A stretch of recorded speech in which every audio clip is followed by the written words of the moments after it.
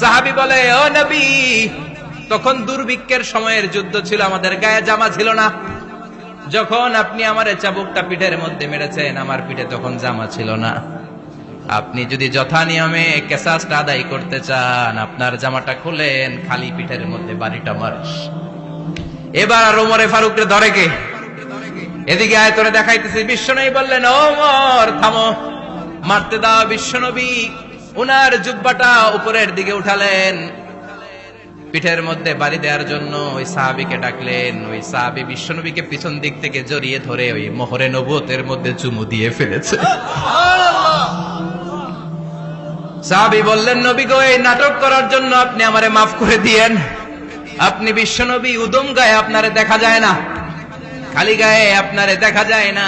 শুনেছি আপনার পিঠের মধ্যে মোহরে নবুয়ত আছে, অনেক দিনের সাধনা, জল্পনা কল্পনা আপনার মোহরে